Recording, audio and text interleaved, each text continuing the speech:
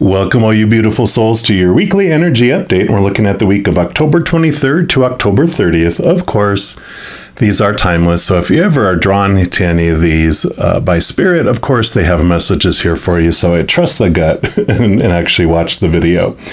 So this week, wow, we've got the Scorpio new moon partial solar eclipse on October 25th. Now, the new moon is going to be at its newest at 4:48 a.m. Mountain Time, and that solar eclipse starts at 5:01 a.m. Mountain Time. Now, you want to check the internet and see where the shadow is going to be seen on there. I don't think we're going to see it in the United States. I think it's more over like Europe and up into the north and south of that area there. But check out the internet. You might be able to see it. Take all the precautions when looking at the sun, of course. So this partial solar eclipses, what does that do to our week? Well, solar eclipses have like these trajectory shifts in our life. Usually there's like big news that comes or radical change, just, surprises. It's eclipses. It's out of the ordinary type of things that happen. And we want to look at the energy of the moon that it actually happens, because what's happening is the moon is moving in front of the sun, between the sun and the earth, and that's why there's a shadow and why it eclipses depending on where you're at looking at it in the world. So, of course, this energy of this new moon is in Scorpio. And talk about moons normally have emotional energy around it, but Scorpio brings in a lot of extreme emotional energy. So be aware of that as we're going into it. Whatever we focus on is what grows during that period. So use the energy in which way you would like to feel, because it'll be amplified whatever you're focusing on. The Scorpio energy also, it's usually a 8th house energy, which is about other people's money, intimacy, and partnerships and sensuality, power. Also, it's kind of like the psychological type of focus, looking at how the psyche works and different things like that, and really a lot of energy around mysteries. So I'm going to put up a little quick screen here that's going to show you just a short little small summary of the kind of themes that you can look at for Scorpio, because what does a new moon bring us? 10 wishes. So if you focus on the energies and themes of the actual moon sign that it's happening in, it amplifies and makes it even more of an amazing energy and helps with the, manifestation of those wishes. Also, if you do it within the first 8 hours after the new moon hits its newest, which was that 4:48 a.m. Mountain Time, even more powerful. So it's a great way to take advantage of those. You can make any wishes you want during this new moon, but if you focus on the themes, then that helps. So here is that screen.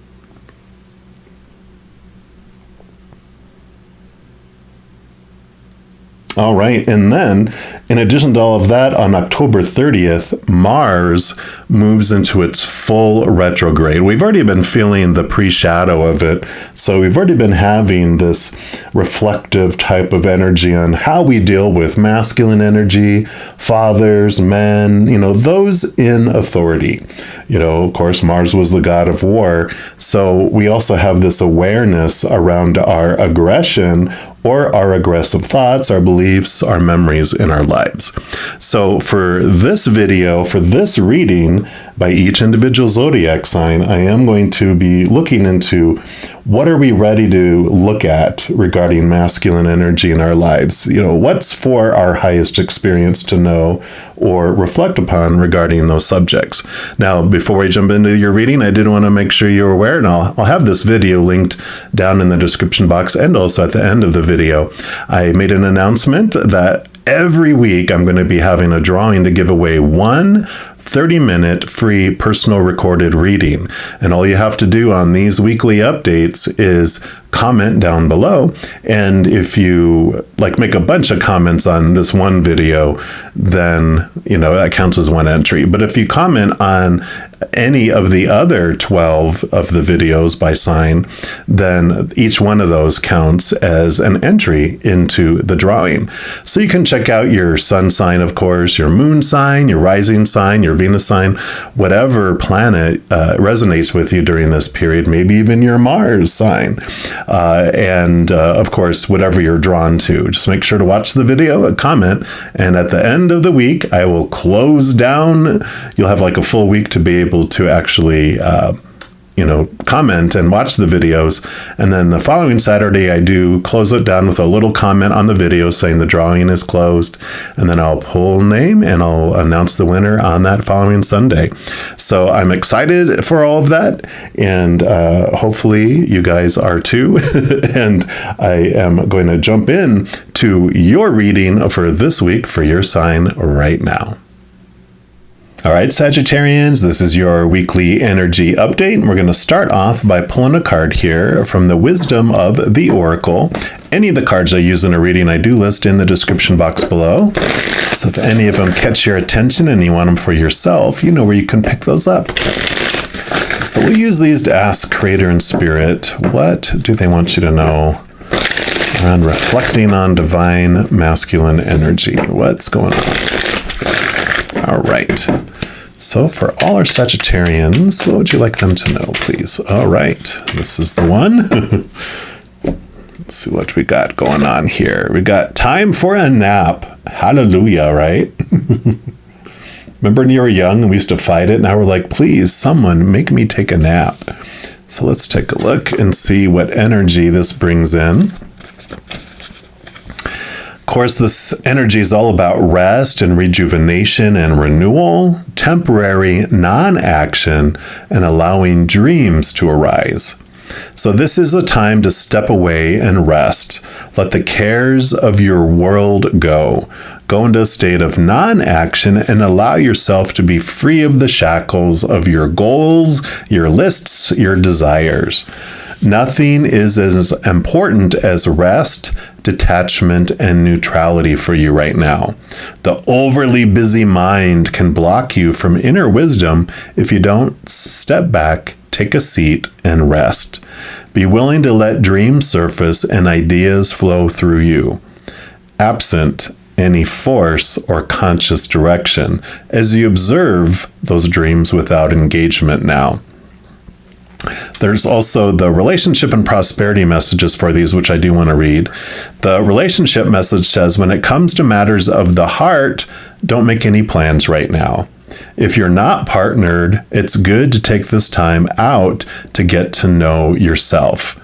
If you're involved with someone, relax and just be with your partner. This is going to be an uneventful moment in time this week. Don't force anything now. Allow things to flow naturally, and a beautiful renewal will take place all by itself.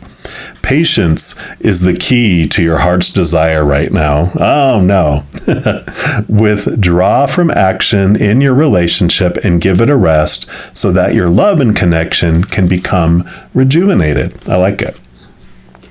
And then the prosperity message says this is a great time to take a break from your busy schedule and allow yourself the opportunity to step back. Your plans are meant to be put on ice. Your goals can wait. Dream, imagine, and let go of attachments to any outcome now. Meditate and take a holiday if you can. Things will speed up soon enough. And after a break, you may want to make some changes. Epiphanies have an amazing way of arising when you take your focus off your to-do list and allow yourself to rest. Wow, definitely a clear message, right? Not much more we can add to that, but let's take a look here at these archetype cards too. See what they want to add to this rest. Maybe they'll give you some indication on what you can do during this resting period, or what this is a rest from. We'll see. What do they want you to know? All right. So for all our Sagittarians, what else would you like them to know about this resting period, please? What would you like them to know about this resting period? Okay, I do want that one there. And you got the Pioneer. Beautiful card here.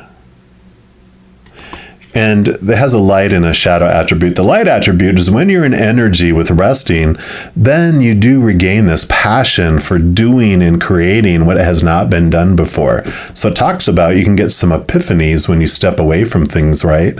So this can help your pioneer spirit. Your mind is too busy. It's too on overload where it doesn't not allowing new ideas and new epiphanies to come in. Because when you're in the lower vibration of this, the shadow energy, then you have this compulsive need to keep moving on. How perfect is that? So exactly as we're talking about, it's like a stop is important. A rest is important. Stepping away from things is important right now. We're also going to look at the Tarot of the Divine and see what else they would like to add. Okay, one more time. All right, so for our Sagittarians, what else would you like them to know about this break, this pause? Okay, they do want that one and that one. Okay. All right, so these are the ones that they want. Let's just scooch these together. This one will be for up here at the end, and we will just get these spaced so they're nice and pretty, and we'll start with this one. Yeah, so you have the Devil card here, which is a beautiful card. Don't freak out about it because it is a great card to Saturn energy, which, of course, rules Capricorn, and it's a Capricorn card. It is about looking at the cage that we have ourselves in. It, our life will bring us all these things to our face to have us realize what our thoughts, what our beliefs that are making us feel trapped. Usually there's like a cage on some of the cards where there is this, door that's ajar and it's not even locked, and we don't realize that until our life gets shaken up, right? And then we realize it and go, oh, so it's my own thoughts, my own beliefs that are making me feel this way. And I feel like this is what this resting period is for this reflection, for you to see those things that do make you feel that way, and to realize that you're not powerless in the situation, that you're the one that is going to make this change and release yourself from captivity. You also have the King of Coins. Yeah, King of Pentacles. One of the big lessons the King of Pentacles brings, this does, of course, represent abundance and wonderful, things happening in the outside world for you. So it's like, don't worry about taking a break, because in taking the break, it gives you the energy to move towards your goals. But the thing that the King learned so much about that's life-changing is when because he goes through the entire suit of coins or pentacles, the Four of Coins. It's the stability that he gains when he's been trying to define himself by the outside world, relationships, situations like job, education, social status, and things, our bodies, our bank accounts, our possessions. And when we define ourselves by those things, our self-worth feels unstable because all those things are unstable. People change or they pass away. Situations never stay the same. And things break down, deteriorate, blow up, burn down, are stolen. And so all that stuff ends up disappointing us and making us feel unstable, eventually turning us inward and upward to find something that is worth us investing our energy and time in, because it is stable. It is eternal. It is the unconditional love we find from the Creator, from the higher realms. It is eternal, which is great, right, for stability. And then also unconditional, no conditions, nothing you can do to lose it, which is also very stable. So that's what the king learns as he's going through this, is he's finding the stability from inward, realizing how unstable the outside world is. I kind of feel like this is like a lot of this ahas that you're getting as you're going in here. Yeah. Because you also have the Eight of Cups. Eight of Cups is leaving behind the emotions that no longer serve you. So as you're working through these things in this moment of rest and silence, this does allow you, the Eight of Cups they're usually walking away from these old emotions, which they're headed off into the Nine of Cups, which is wish fulfillment, emotional fulfillment from the inside. And so all of these are reinforcing each other around this aha that you're going to get when you take this step away, as you take this rest and recuperation time.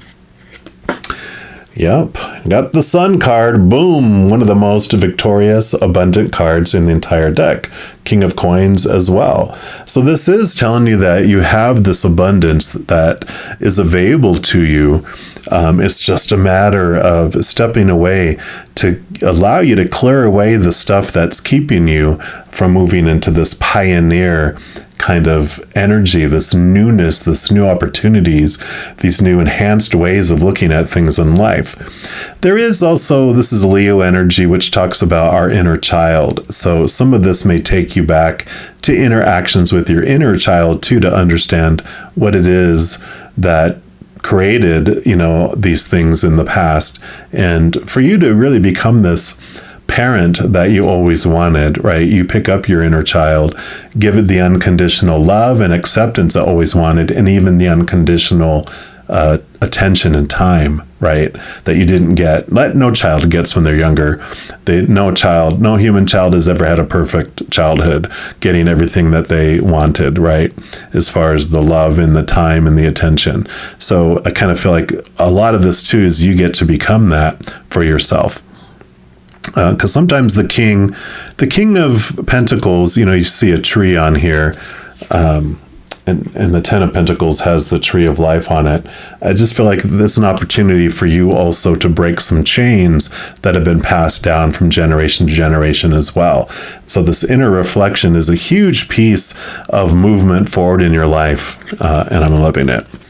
Yep, Eight of Wands. Talk about a lot of energy returning to you. So definitely when it was talking about it's important to take a rest to recharge, once you do, you get this flood of energy that returns as you let things go. Because I feel you're letting go of emotional energy that you've been using to maintain some old things that you're finally ready just to release and let go. And because of that, you get this rejuvenation. You're resting your body, which brings energy, but you're releasing emotional things and mental things too that bring back mental and emotional energy too. So a great amount of energy returns to you when you do this. And then you have the Ace of Coins. Yep, we talked about Ace of Pentacles, new opportunities coming your way, that pioneering spirit. So again, reiterating, I think for the third or fourth time, when you take the time away, it allows your mind to calm and it allows new ideas to come in, which do bring new opportunities to you to come in your outside world. So definitely worth it here, which leaves you to the Fool card. Absolutely ending of old cycles, beginning of a new adventure. So definitely these two together totally speak of that. All of this is so important. There's so much, like, I don't know why they're showing me an off-road vehicle. Like, have you ever seen them on the road? After someone went and had an off-roading in a very muddy area, and there's chunks of mud and grime and everything on their vehicle until they go wash it off, and then it looks brand new. And I kind of feel like through the old cycle, the old ways you've taken on, there's brush stuck underneath the front, and